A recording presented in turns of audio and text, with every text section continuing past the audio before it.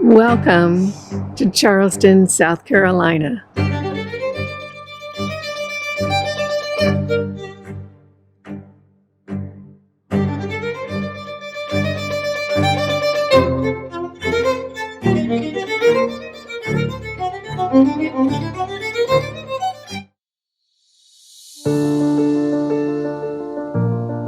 I have taken myself away for a 4-day birthday boondoggle to the coast, and I'm so excited to be here. It is so different. There's ocean, there's palm trees, it's sunny, people are in flip-flops. It is so exciting here in Charleston, South Carolina. I'm going to be here for 4 days. It is a foodie town, and I'm going to be eating my way through the next 4 days, as well as seeing the sights, doing some tours, and just having a whole lot of fun. And here's the different thing. I'm all by myself. No Lucy, no Dex. I feel like a kid. That's away at summer camp. I just drove in this morning, went straight to the beach. It's glorious. I'm actually on Sullivan's Island, which is a little bit northeast of Charleston. I hear there's a great restaurant right around the corner, and that's my next stop. If you're new here, welcome in. I'm Kimberly. This is Pretty Over 50, where we talk everything makeup, skincare, and lifestyle for the over 50 woman. I'm so glad you stopped by. I hope you'll consider subscribing while you're here and make sure to click that notification bell so you don't miss any of my upcoming videos. And with that, off to lunch.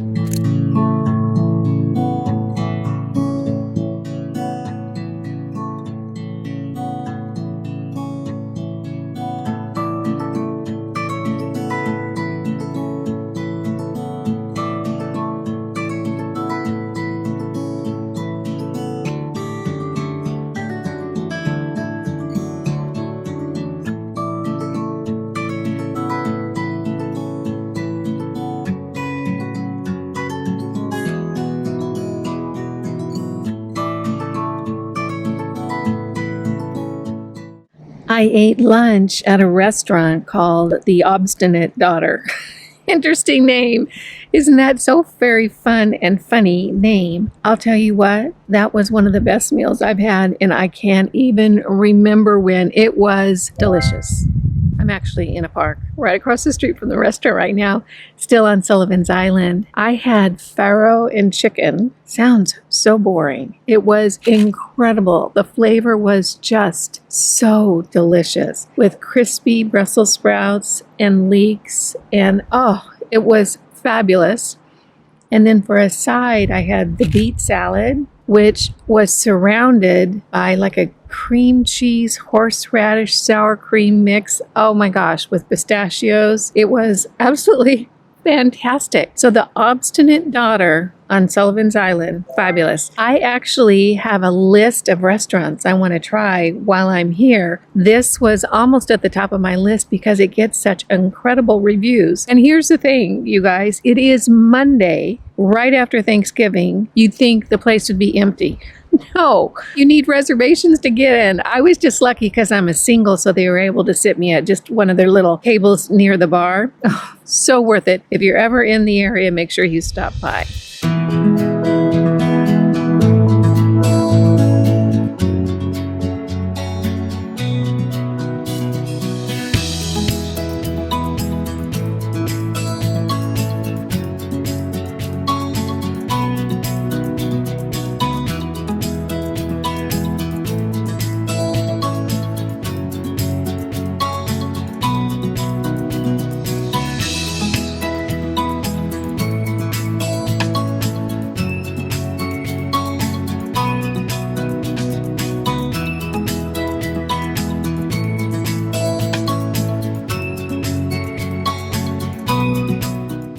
The area of Sullivan's Island that I'm in is right down by the water, and it's really cute. It's very laid back and beachy. People are in shorts and sandals. Lots of people driving golf carts around town. It's really, really cute. Mostly older homes in this area, like you can see behind me, that have been really well maintained. Pretty lawns, nice big porches. It's really cute, very relaxed. I can see why people like it here.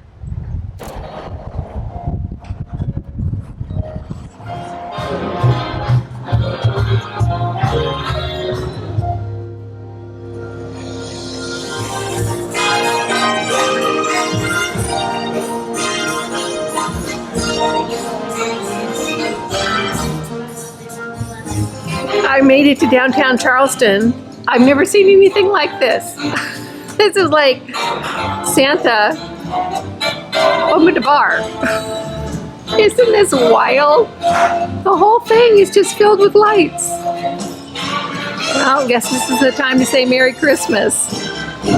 It took me about, I'd say 20 minutes to get to downtown Charleston from Sullivan's Island. Gosh, Sullivan's Island is so sweet and cute. If you live there, you're a lucky girl.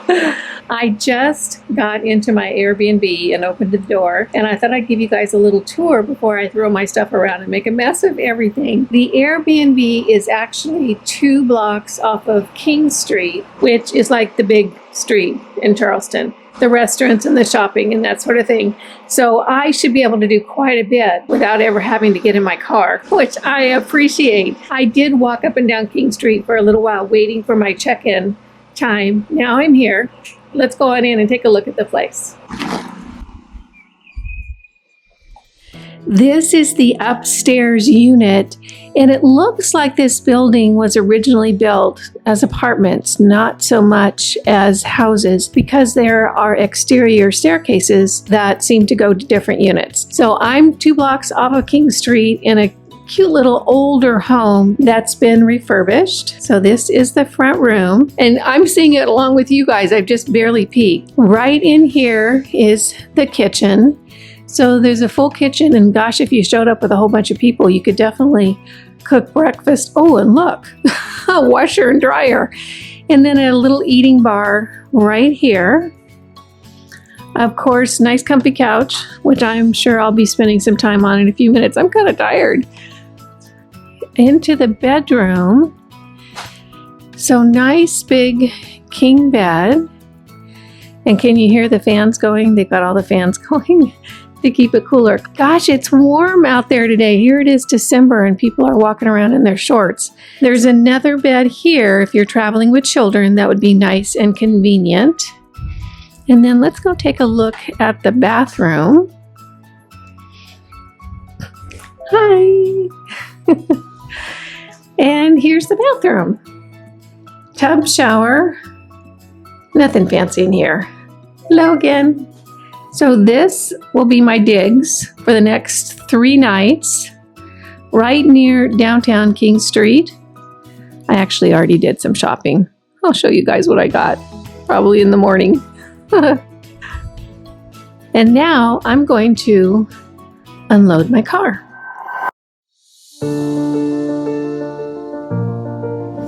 Good morning. It is day 2 in Charleston.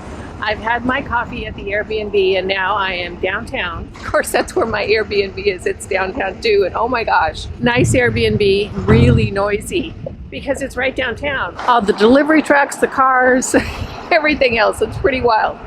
I am walking down King Street, which is kind of the main street in Charleston, to meet up with my tour guide. I have booked a 2-hour walking tour of Charleston. I'm so excited about that.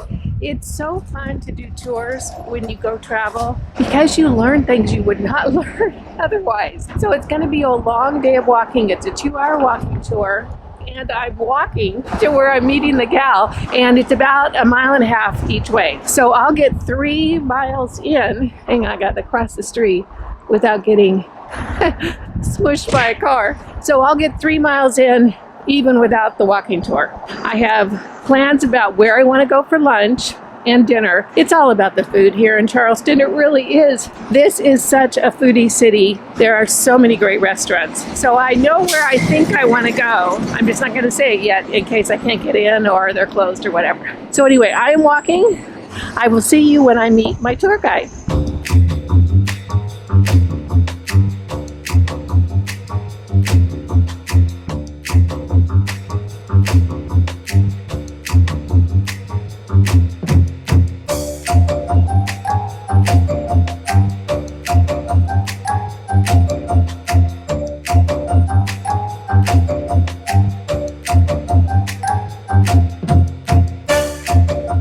So I found my group It was a fun walk down here.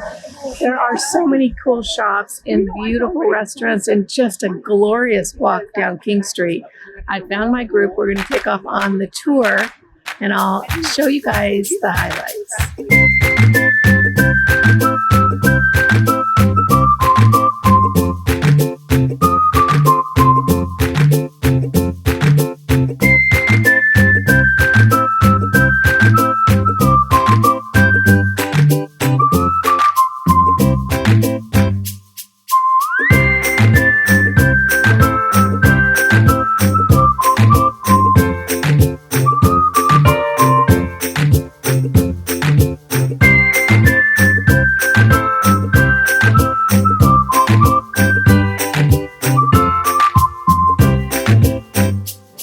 Oh gosh, that tour was so much fun. She mostly focused on the downtown area near the water and learning about the history and the culture of the city, from how it was first founded to the crops that really grew the city, to the buildings and the history of each building, to the Civil War, everything. It was so interesting. And one thing that I can say is I'm always so impressed. Actually, I have a couple of things to say.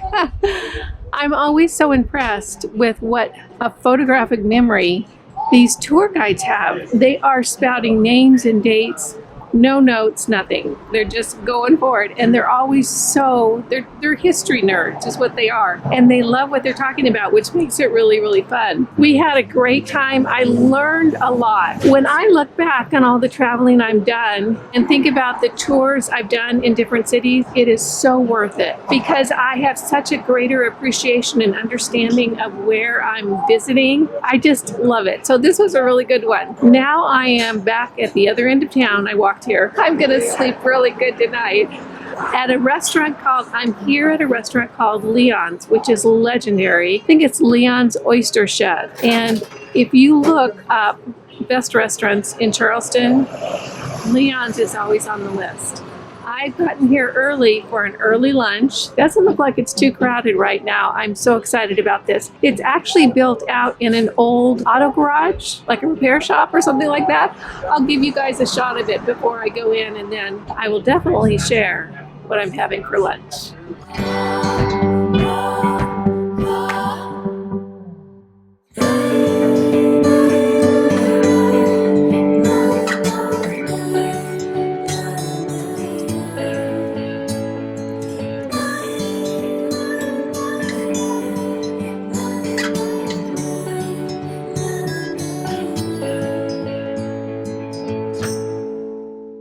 Since this trip is all about the food, I think this whole town is all about the food.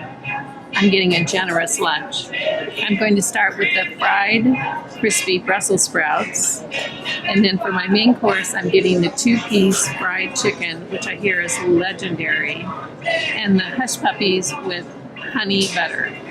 And honestly, I can't wait. I'm starving.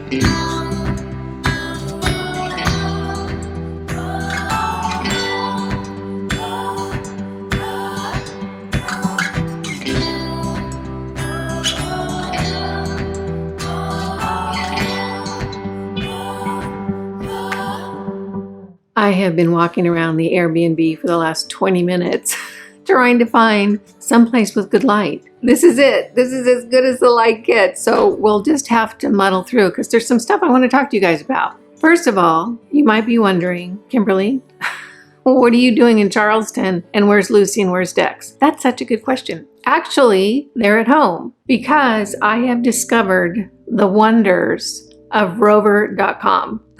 Have you ever heard of Rover.com? I hadn't. If you have, good on you. Apparently I'm behind the times because I just caught on. Rover.com is a service, kind of like a house sitting service, only they come and they take care of your animals for you. It's just the coolest thing. And when I first heard about it, I thought, you know, I live in such a small town, there might not be anybody that's doing Rover, you know, that's pet sitting on Rover. So I looked up, there are tons. I was so surprised. Anywho, so what happens is that it's an interface, and it's kind of like Airbnb in that it just provides the online interface between the pet sitter and you, or, you know, like the Airbnb and you. And you look at all the different pet sitters and read about their qualifications, and Rover does background checks and that sort of thing, and probably not as good as we'd like, but nevertheless. And you kind of, sort of pick the people that you like, and then you post your need. Like, I'm going to be gone for 4 nights. I have a dog and a cat. This is what's required, yada, yada, yada. You can either have pet sitters will come to your home and stay in your home, or you can take your pet to their home and you give them all the instructions, and boom, you're good to go. So I actually interviewed a couple of pet sitters in my area, and surprisingly, both the gals that I interviewed are like our age. They're more or less retired and just looking for a little extra pin money on the side, or they really like pets, that sort of thing. And I found a gal, she's a retired sheriff. She has a Great Dane who's the cutest dog, huge but cute. And she's staying at my house and taking care of Dex and Lucy, and her dog is there. Tesla is the name of her dog. And it's just worked really, really great. She sends me text messages with pictures of the animals and what she's doing. Of course, she's not there all day long because she actually has horses too. So she goes and rides, puts Lucy in her crate, Dex hangs out, and it's just been really, really great. I am so excited about that because it means I can travel a little bit more and feel like the animals are being well cared for. So if you don't know about Rover.com, I can tell you so far, I'm halfway through my first experience. It's been good. I like it. It's affordable, and there's all kinds of price ranges. Some pet sitters spend all day with your dog. They're there looking at your dog all day long. They're a little bit more. The people that just sort of maybe put them in the backyard or crate them for a few hours and come and go, they might be a little bit less. I don't know. If you're interested, you might want to look it up. This is not sponsored by Rover.com. They don't know who I am. I just am really enjoying their service. And I'll keep you posted on what I felt were my impressions when the whole thing's over. But right now, it's been great. The little gal that's watching my Dex and Lucy, she's texting me pictures several times a day. She's checking in. It's been really, really nice. We're going to talk some more, even though the light is really terrible. I'm so sorry about that, but this is as good as it gets, and you probably are hearing the traffic out there too. I am right downtown Charleston. I am not used to traffic because where I live, it's like Main Street Disneyland.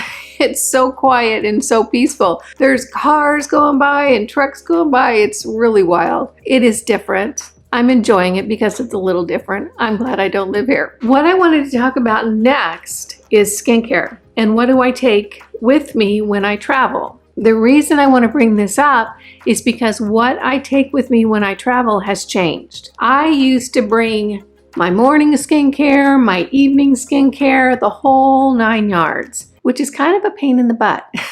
It is. It's hard to haul that skincare.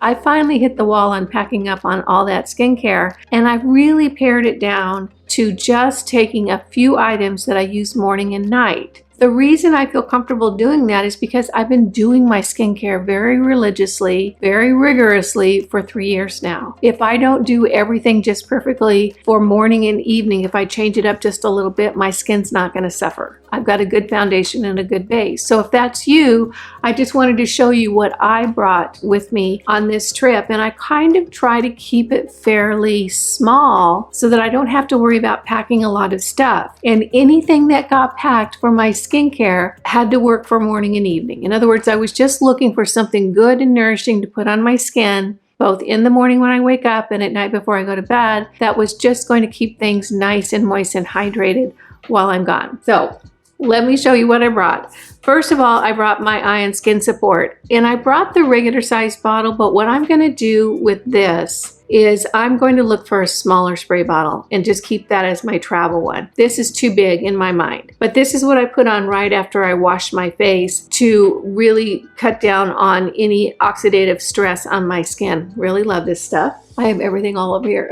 All lined up. The next thing I brought is the niacinamide from The Ordinary. The reason I brought this is because niacinamide is such a great ingredient for your skin. It really helps your skin function better. And I like the fact that this works really well for morning and evening. It's very nourishing to my skin. It really gives my skin a little bit of boost. Of course, this is a staple in my skincare routine and has been for quite some time. So niacinamide is the next step in my travel skincare routine. And then, because vanity, got the best of me. I brought my argireline, which is my Botox in a bottle, and that's what I use on my 11s and on my crow's feet on the sides of my face. This really helps to soften those lines, and I went ahead and packed it because I really like those lines being soft on my face, and it's super easy to do. Plus, this bottle is small. And then I brought my dream team, my Eye Unique, my beta glucan serum, and my beta glucan moisturizer. This is what I use to keep my face super, super hydrated, and I love them both so very much. These are fairly new to my routine, probably about 6 months now. This is the best that I've found as far as keeping my skin really moist and really hydrated and looking very, very pretty. So that is all my skincare that I brought. My skin support, my niacinamide, and my argireline. Very, very easy travel skincare routine. I'm really loving it. And I don't know that I would ever bring all my skincare anymore because this has been working really well. Another thing that I want to show you is this little plastic container right here. What is this? This is coconut oil. I have been wearing makeup on this trip, and I knew I was going to be wearing makeup on this trip. I am not an everyday makeup wearer on the regular, but I knew I kind of wanted to look a little bit more put together on this trip because I'm eating out in so many different nicer restaurants. So I wanted to be able to take my makeup off easily and not have to haul my cleansing oil that I get from Palmer's. It's a bigger bottle, and oil, I don't know what it does, but it magically finds its way out of whatever container you put it into. It just does. Hence the coconut oil. What I did is I just put a little bit of coconut oil right in here, and I like the fact that it's not liquid at cooler temperatures, and this has stayed firm or hard the whole time on the trip. I use this to take my eye makeup off and kind of rub around my eye area to remove that makeup. It's easy. It doesn't leak all over everything. Once I get all my makeup loosened up, then I go ahead and just use my cleanser. I just brought a small little squeeze tube of cleanser that I had in my stash. It made it much easier to get my face cleaned, bringing just this little bit of coconut oil. In addition, I did bring my gua sha stone. I'll be able to put the coconut oil on my face and use that as my lubrication for my gua sha routine, because I'm going to get some puffy eyes because I'm not eating organic and I'm eating whatever I want on this trip. So my face is going to show it at the end of the few days that it's not quite as, I don't know, it's going to be puffier. Let's just agree to that. I want to talk about one makeup product that I just recently tried in last week's video. This is the Charlotte Tilbury Beauty Light Wand, and this is a blush product. You can see it has a little sponge tip right there. Let me put it on the back of my hand. I'm not sure you can be able to see it in this light. You can see it right there. It's not a pretty color. It has a little bit of glow to it. I love this. Absolutely love this. I ordered this quite a while ago and just used it for the first time in last week's video. I've been using it on the daily ever since. It is so pretty, and it really does sell out, which is why you might not have seen it in a lot of videos. It's hard to get. What I can say is that if you like a really pretty look on the skin for your blush area, you might want to think about checking into this. This is absolutely gorgeous. It's a beautiful tone. It blends in just so seamlessly, and it looks so pretty on the skin. I can see exactly why this sells out quite a bit. I'm not sure what color this is because I can't read it. It's not light enough in here. I will have it in the description box down below. This color is gorgeous. So those are my pet sitting, skincare, and makeup tips. And guess what I'm doing now? Yep, I'm going out to eat. I'm going out to dinner to a little place called Chubby Fish. If you're familiar with Charleston and you're a foodie, or you even like to eat, you don't have to be a foodie, you've probably heard of Chubby Fish. It gets rave reviews. I did a lot of research on Charleston before I came, and I made a list of all the restaurants I needed to visit and all the attractions I wanted to see, and I'm checking them off pretty well. The cool thing about the Chubby Fish is that it is like a 5-minute walk from where I'm staying. So I don't even have to get in the car. I can walk there, which is one of the reasons that this is a good location, this Airbnb. Between you and me, I can't say it's my favorite Airbnb. It's just not. It's a far ways from being my favorite, but it's a great location, which is why I'm going to be able to walk to dinner. I am going to try to film in there. I don't know if I'll do a lot of talking. I'm interested to see if I love it as much as the reviews. The reviews are nuts about the chubby fish. So come along with me. We'll see if dinner is really worth it. Okay, guys, this place must really be good. Look at the line waiting to get in. It hasn't even opened yet. It opens at 5. It's about 10 to 5. They don't take reservations. And there's already a crowd of people out front. So hopefully I can get a table. It must be good, don't you think?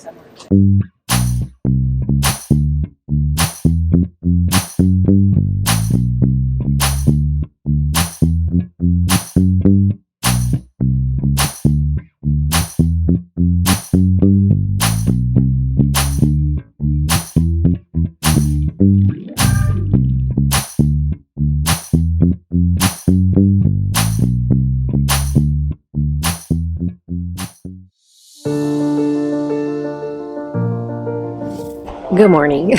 It's day 3 in Charleston, and today I had booked a behind-the-scenes shrimp fishing tour that got canceled because it's supposed to rain. So I made a new plan. The rain is supposed to come in a few hours, like maybe 2 hours, maybe an hour and a half. So I thought I'll just go for a little walk in the neighborhood and then stop by someplace cute and have breakfast. I don't usually eat breakfast. I usually eat my first meal around 1 o'clock. And so this is really a change for me to eat breakfast. So I'm gonna go for a little walk. I found a cute place. I think it's gonna be good.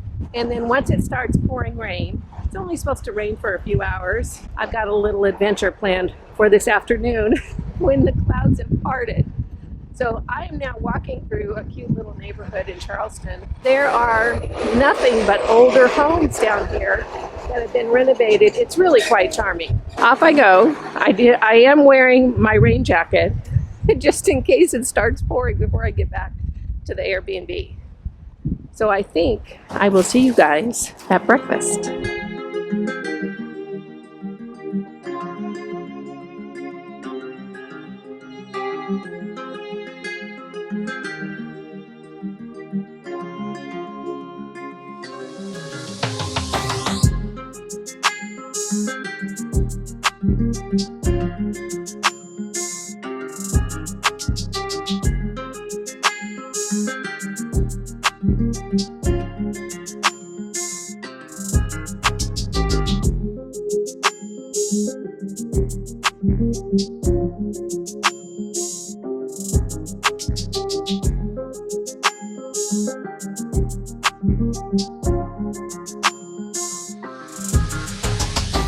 I got caught in the rain on the way home, which was actually fun. Good thing I was wearing my little rain jacket with a hood. I didn't have an umbrella. I forgot to bring an umbrella. So now I'm going to throw my clothes and my shoes into the dryer because I'm soaked, and probably sit on the couch for a little bit until the rain clears, and then off to my next adventure.